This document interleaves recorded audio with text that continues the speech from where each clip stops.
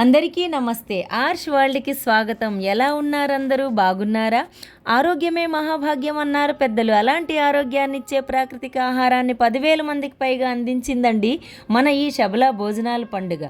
ఈ శబలా భోజనాల పండుగ అనే కార్యక్రమం వైజాగ్లో సింహాచలం అప్పన్న గోశాల ప్రాంగణంలో ఆయోజించబడినది. మంచి ఆరోగ్యకరమైన ఆహారం సేంద్రీయ వ్యవసాయం ద్వారానే లభిస్తుంది. దానికోసం ఇక్కడ వ్యవసాయదారులకు పలు రకాల ప్రాకృతిక విత్తనాలు, కూరగాయలకు సంబంధించిన ఇలా అన్ని రకాల సీడ్స్ని ఇక్కడ స్టాళ్ళల్లో అమ్మడం జరిగింది. అలాగే రైతు సేంద్రీయ వ్యవసాయం చేసుకోవాలని అనుకుంటే ఖచ్చితంగా దీనికి గోజాతి అవసరం. అందుకే వివిధ రకాల దేశీయ గోవులను కూడా పరిచయం చేయడం జరిగింది. ఎవరైనా గో సంతతిని పెంచుకోవాలనుకుంటే ఖచ్చితంగా కొనుగోలు చేసుకోవచ్చు. దానికి సంబంధించిన ఇన్ఫర్మేషన్ ఇవ్వబడింది. స్పెషల్లీ వరి పండించే రైతుల కోసం అయితే కొన్ని వందల రకాల సీడ్స్ ఇక్కడ ఉన్నాయండి. అవి కొనుక్కొని వాటిని ఎలా పండించాలో కూడా చెప్పడం జరిగింది. అలాగే చేనేత కార్మిక పరికరాన్ని కూడా దృశ్యంగా పెట్టి భావీ తరానికి మనం కట్టుకునే వస్త్రాలు ఎట్లా చేయబడతాయో చూపించే ప్రయత్నం చేశారు. మరొక పక్క వేదిక ద్వారా ప్రాకృతిక సేంద్రియ వ్యవసాయం ఎలా చేయాలో దాని గురించి రైతులకి అవగాహన కల్పించడం జరిగింది. ఈ కార్యక్రమానికి సమన్వయకర్త అయినటువంటి శ్రీ విజయరామరాజు గారి ప్రోత్సాహంతో మా మామయ్య గారు శ్రీ కురుమినెల్లి శ్రీనివాసరావు గారు కూడా ఆర్గానిక్ పంటలు పండిస్తున్నారు. ఆయన ద్వారా మేము విజయరామరాజు గారితో కలవడం జరిగింది, మాట్లాడడం కూడా జరిగింది.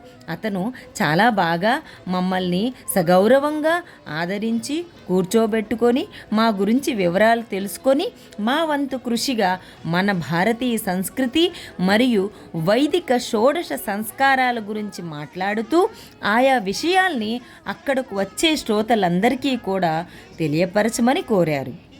అలాగే ఎవరైనా రైతులు లేదా ఇంకెవరైనా సరే యజ్ఞాలు, హోమాలు ఆది చేయించుకోవాలనుకున్నా, అలాగే వివాహాది సంస్కారాలు చేయించుకోవాలనుకుంటే మీరు ఖచ్చితంగా మీ సహాయం సహకారాలను అందించాలని అన్నారు.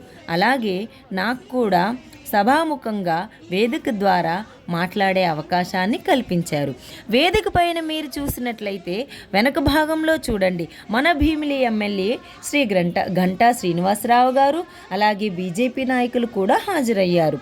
నేను కూడా సభాముఖంగా మన భారతీయ సంస్కృతి మరియు సామాజిక వ్యవస్థను సక్రమంగా నడిపించే మన ఆశ్రమ విధానాన్ని, అలాగే షోడశ సంస్కారాల గురించి చెబుతూ నా వంతు సహాయ సంస్కారాలు, హోమాలు, వివాహాది సంస్కారాలు ఎవరైనా చేయించుకోవాలి అని అనుకుంటే ఖచ్చితంగా ఉంటాయని తెలియజేశాను. అలాగే ప్రకృతిని శుద్ధిపరిచే లేదా సంరక్షించే మార్గం ఏదైనా ఉంది అంటే అది అగ్నిహోత్రం ద్వారానే కుదురుతుంది అని తెలియజేయడం జరిగింది.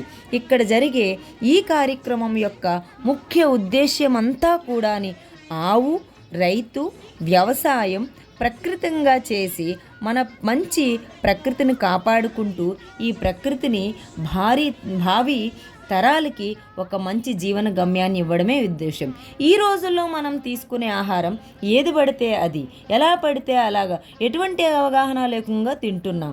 అది హానికరం. అందుకే అందరూ కూడాను సేంద్రియ పంటల ద్వారానే పండించే ఆహారాన్ని తీసుకోవాలని చెబుతూ అక్కడికి వచ్చేటువంటి 10,000 మందికి పైగా జనాలకి సేంద్రియ పంటల ద్వారా పండించే కూరగాయలు, బియ్యము, పప్పుల ద్వారానే వంటలు వండి అందరికీ వడ్డించారండి.